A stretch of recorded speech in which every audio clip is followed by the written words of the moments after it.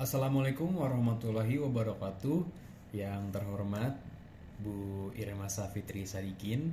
Perkenalkan, nama saya Rangga Stiansyah. Saya dari jurusan DKV dan nomor NIM saya yaitu 2024 102 150. Dan ya, saya sangat senang bisa berbicara di sini. Pada kesempatan yang luar biasa ini, kita akan membahas nih sebuah topik yang sangat relevan dalam kehidupan sehari-hari, terutama di dunia profesional, yaitu etika berkomunikasi dalam dunia profesional, yang nanti saya akan sebutkan lagi. Kita semua tahu bahwa komunikasi adalah elemen yang sangat penting ya dalam kehidupan manusia. Setiap hari kita mendengar, berbicara, membaca, dan juga menulis pesan kepada orang lain gitu. Namun, komunikasi bukan hanya soal berbicara atau menyampaikan ide. Lebih dari itu, cara kita berbicara yaitu pilihan kata yang kita gunakan dan nada yang kita pakai. Semua itu mencerminkan kepribadian dan profesionalitas kita.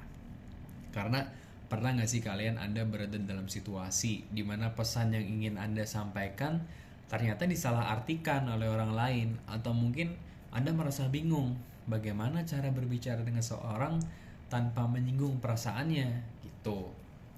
Masalah-masalah seperti ini tuh sering terjadi, terutama di dunia kerja yang penuh dengan dinamika dan keanekaragaman ya. Maka dari itu, penting nih bagi kita untuk kita bisa memahami bagaimana cara berkomunikasi dengan baik dan benar dalam lingkungan profesional.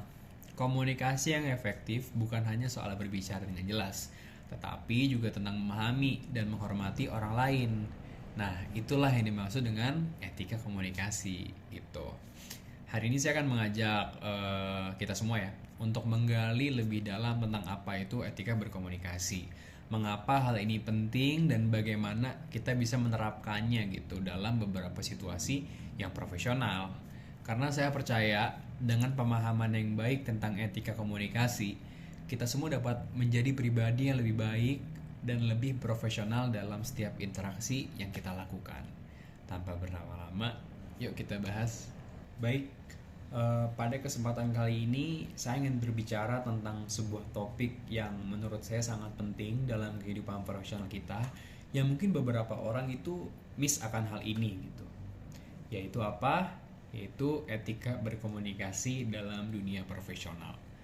Karena menurut saya komunikasi itu adalah jantung dari setiap hubungan, baik dalam kehidupan pribadi maupun juga profesional. Di tempat kerja, cara kita berbicara itu menurut saya sangat penting. Dan berinteraksi sangat mempengaruhi kesuksesan dan hubungan kita dengan rekan kerja, atasan, atau juga klien, bos seperti itu. Maka dari itu, penting menurut saya bagi kita untuk memahami dengan jelas bagaimana sih cara berbicara dengan tepat dan menjaga etika komunikasi agar tetap profesional. Di sini saya memiliki beberapa poin yang saya akan bahas. Yang pertama yaitu mengapa etika berkomunikasi itu penting. Menurut saya, etika berkomunikasi adalah fondasi dari kerjasama yang baik gitu. Dalam dunia profesional, komunikasi yang buruk itu dapat menyebabkan kesalahpahaman, bahkan yang lebih parah kerugian bisnis gitu. Dan sebaliknya, komunikasi yang baik itu dapat membangun kepercayaan ya, trust, bahkan meningkatkan produktivitas, dan yang mungkin dapat lebih baik lagi menciptakan lingkungan kerja yang harmonis seperti itu. Sebagai contoh nih, ketika kita berhadapan dengan klien, nada bicara yang ramah dan penuh penghormatan itu bisa membuat klien tuh merasa nyaman gitu. Di sisi lain, nada yang bicaranya kasar atau tidak sopan gitu ya, itu bisa merusak hubungan, bahkan berpotensi nih klien kita dalam kerjasama ini gitu. Jadi kliennya mungkin dapat berpaling, membatalkan kerjasama gitu ya. Dan yang kedua, yaitu yang gak kalah penting juga ya, komponen penting dalam etika berkomunikasi. Berarti di sini beberapa poin nih. Yang pertama, pilihan kata. Yang ini dimana orang kadang suka miss nih di sini. Pilihlah kata yang sopan dan juga profesional. Hindari penggunaan slang gitu atau istilah yang tidak sesuai dengan konteksnya. Misalnya, daripada kita mengatakan sorry tadi maksud lo apa gitu ya, mungkin dapat kita koreksi dengan lebih baik, yaitu menggunakan kata maaf, bolehkah Anda menjelaskan lebih detail maksud Anda gitu. Dan masuk nih yang kedua, yaitu ketepatan ucapan. Pastikan ucapan Anda tuh jelas dan mudah dipahami. Latih artikulasi Anda agar pesan yang disampaikan tuh tidak terdistorsi gitu ya. Jadi tidak akan adanya tuh miscommunication gitu ya kalau dalam bahasa Inggris. Yang ketiga itu adalah nada dan intonasi. Nah ini nggak kalah penting banget. Menurut saya nada bicara adalah salah satu aspek paling penting ya dalam komunikasi. Nada yang terlalu keras itu dapat terdengar agresif atau dominan, dimana mungkin beberapa orang nggak suka akan hal itu. Sedangkan nada yang terlalu pelan juga salah gitu, mungkin menunjukkan kurangnya percaya diri, jaim gitu ya. Gunakan itu menurut saya nada yang tegas namun tetap sopan gitu. Itu menurut saya yang paling aman. Yang poin keempat yaitu bahasa tubuh. Ingatlah bahwa komunikasi itu tidak hanya terjadi melalui mulut ataupun dengan kata-kata. Bahasa tubuh seperti kontak mata, senyuman, dan sikap tubuh itu juga memberikan pesan gitu. Misalnya berdiri tegak dan tersenyum saat berbicara itu menunjukkan rasa percaya diri dan keterbukaan. Jadi orang yang ngobrol pun juga nyaman gitu sama kita. Yang poin ketiga nih, contoh situasi dalam dunia profesional ya. Mungkin dari tadi kita udah bahas teorinya, cuma kita bahas contohnya ya.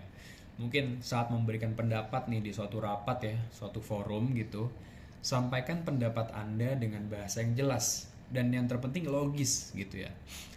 Dan hindari memotong pembicaraan orang lain, dan pastikan juga Anda memberikan kesempatan bagi orang lain tuh untuk berdiskusi.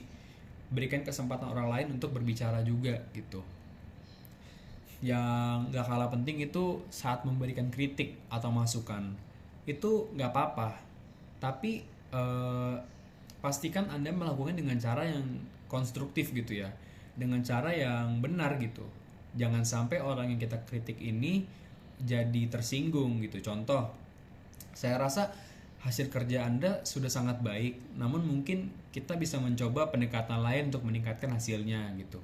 Itu menurut saya contoh yang baik gitu ya. Saat menghadapi konflik, dalam situasi konflik tetaplah tenang gitu. Jangan jadi panik ataupun bahkan emosi. Dengarkan pandangan pihak lain terlebih dahulu sebelum merespon.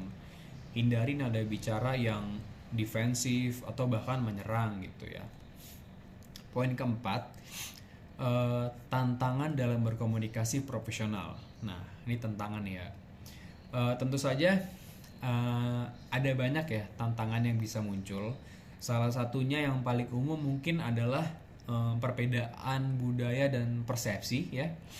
Dalam tim multikultural gitu ya, kita perlu lebih sensitif nih terhadap perbedaan ini dan berusaha untuk saling memahami gitu.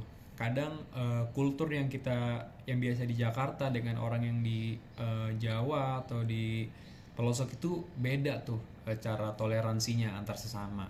Contoh ya, dalam budaya tertentu berbicara secara langsung dianggap biasa, tetapi dalam budaya lain hal itu bisa dianggap kasar. Oleh karena itu penting untuk memahami audiens kita sebelum berkomunikasi gitu. Jadi kita dapat memasang barrier lah gitu. Nah, kita sampai nih di poin kelima yang terakhir, yaitu adalah tips untuk meningkatkan etika komunikasi. Dari tadi kita bahas teori, penting juga untuk bahas solusinya dong, ya kan? Yang pertama yaitu dengarkan lebih banyak daripada berbicara. Nah, ini poin penting tuh. Jangan terburu-buru dalam menanggapi. Ambil waktu untuk merenungkan apa yang ingin Anda sampaikan. Pikir dulu sebelum berbicara. Berlatihlah berbicara di depan cermin, atau bisa juga merekam diri sendiri untuk mengevaluasi nada dan juga intonasi Anda. Mintalah masukan dari mungkin teman, rekan kerja mengenai gaya komunikasi Anda. Mungkin itu saja yang dapat saya sampaikan mengenai topik yang saya bawa malam ini. Hadirin saya hormati, terutama Ibu Irma Safitri Sadikin. Etika berkomunikasi adalah keterampilan yang tidak hanya penting, tetapi juga harus terus kita asah sepanjang waktu gitu. Dengan berkomunikasi secara profesional, kita tidak hanya meningkatkan peluang sukses, tetapi juga membangun hubungan yang lebih baik dengan orang-orang di sekitar kita. Dan yang saya harapkan, materi yang saya sampaikan hari ini itu dapat bermanfaat dan menjadi inspirasi juga untuk meningkatkan cara kita berkomunikasi. Last but not least, terima kasih atas perhatian Anda, terutama Ibu Irma Safitri Sadikin. Selamat malam. Assalamualaikum warahmatullahi wabarakatuh.